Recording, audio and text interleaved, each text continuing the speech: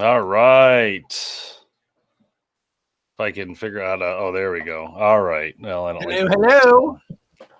What up? All right, guys, welcome to the stream. Thanks for joining tonight.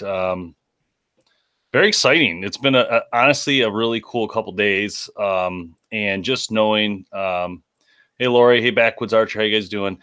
Just knowing that the ATA is going on right now, and there's so many things happening quickly, and it's just really exciting. I don't know. It is. No, there's been a lot going on. You actually had a little thing going with ATA yesterday. I want to tell everybody, I think we talked about it a little bit last time, but you mentioned talking about the new hunters in the industry and how to keep them and continue that trend. How did that go? It was excellent, actually. We decided on the hashtag that's going to be called Let's Hunt.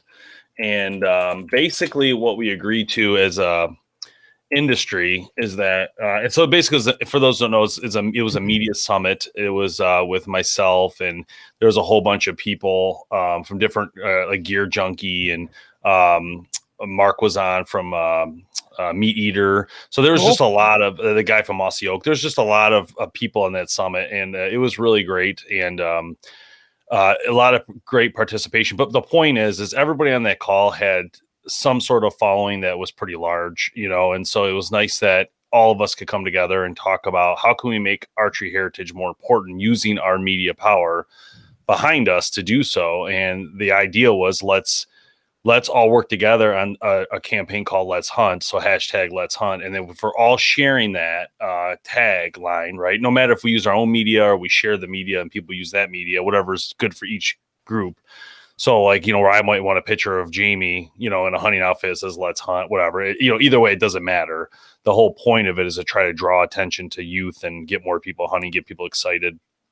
And since we had such a good year in 2020 for hunter involvement, it was perfect timing to try to come together to do this. It should work out. Cool. You're welcome for the Yeti. Yeti, Sorry, Yeti. I was reading the comments. Go ahead, Tim. No, that's awesome. I was just gonna say there's been a lot going on at ATA. They do a lot during this time of year. Obviously, their show is not happening. It probably would have happened last week, I think, is what it really would have been.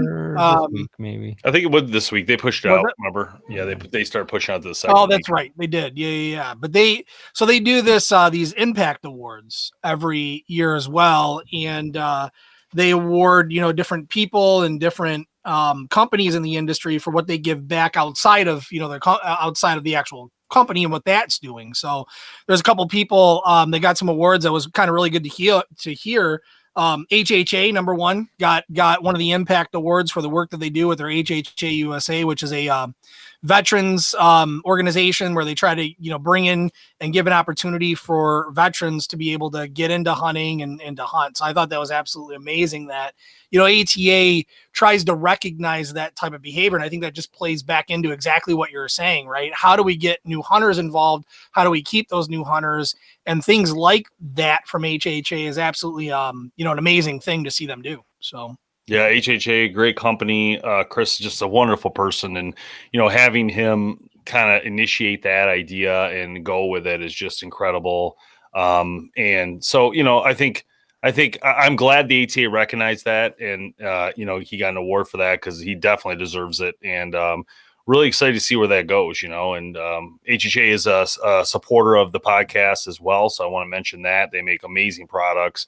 And speaking of which, this year I want to do something a little different, Tim, with we have a lot of sponsors who are coming on this year that we didn't have last year. And I call them more supporters because to me, I don't really, my whole thing is I don't really want to work with just one supplier of one commodity because, to be honest, let's face it, we work with a lot of them, mainly because each bow company has their own now. It's almost like every bow has a site company. Every bow has a rest. So if they want to support and help us out and help us grow and do all that, we're good with it, so we call it more of a supporter packages. And anyway, Shadow Hunter is now a major supporter of the podcast. Very excited about that. Very excited. And so we'll be playing with their blinds coming up, which are amazing blinds. You guys haven't seen these things. They're literally like Cadillac of the blind industry. So pretty excited about that. and for us to have a chance to play with them, but also that they'll be joining us on the show and working with us a lot more. You guys will see a lot more out of them. You're going to see some stuff. We just signed a deal today. So we're going to be helping out with dead ringer hunting again, and the Grind, which is their turkey line. So Lucas, our good friend over there, he came from Realtree. Before that, he was at Arcus. He's a great guy. So when he moved, he's like called me. He's like, we got to do something. So it's just easy. You know, once you start to know everybody in the industry, it becomes a lot easier to work with people and find, you know, good ideas on what you can do. So very excited. Yeah, I'm really excited. And those hunting blinds that you were talking about, man, one of the cool things that I was really intrigued with was the trailer that they make. They actually make a trailer that you can put one of the blinds on and actually tow it around your property and kind of make it movable. You can hunt right out of it. You can keep it on there. And so I thought that was pretty cool to kind of get it up off the ground a little bit, but also make it pretty maneuverable. No, you're not supposed to leave your truck attached to it when you hunt, right, bud?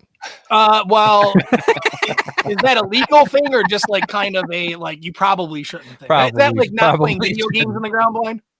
Like you shouldn't, but you know, it happens. You know, Kevin, can you hear us now? Yeah, I got you. Can you hear me? Yeah, you're a little low though. You might want to just keep talking while you're turning it up. How's that? Is that better? Ratchet it up. Keep going. Better.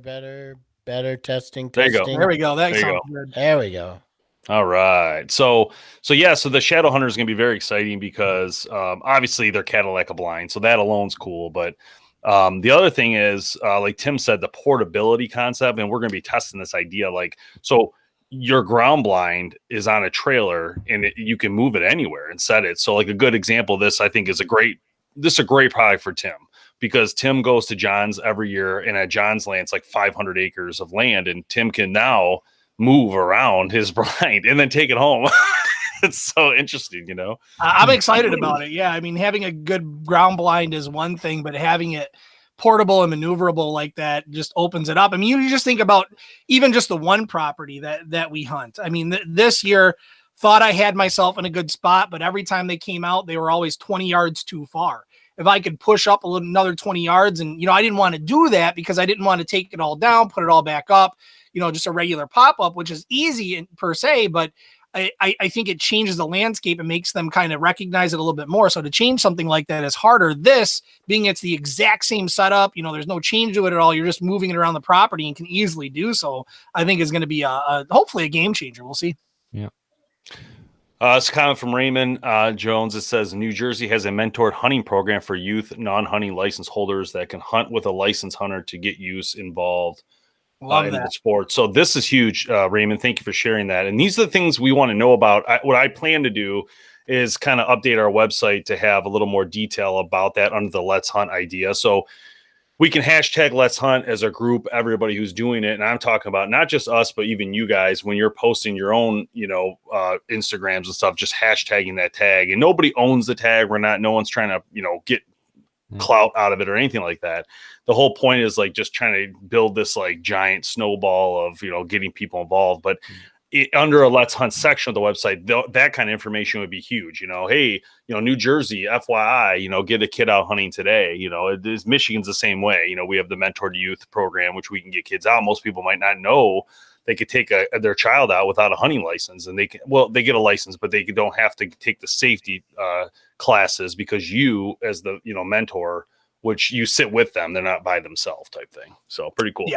And it's cheaper too, I believe. So, I mean, that makes it more affordable and, you know, which is awesome. So not a bad thing. And yeah, I mean, we had, you know, it never really took off, probably because we didn't invest as much time in it as we wanted or needed to because of everything else that we have going on. But the whole kids BHP thing of, you know, getting kids into, or BHP kids thing, we're getting, you know, kids into it and all that kind of stuff.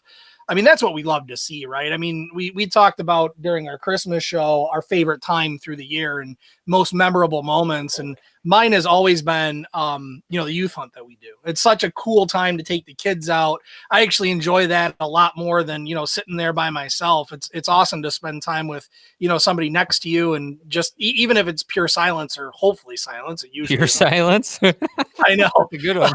but it's just fun. It's calm, Yeah. you know. So it's good for them. It's good for you. It's good for everybody. So Yeah, for sure. They're not used to that in your house, Tim.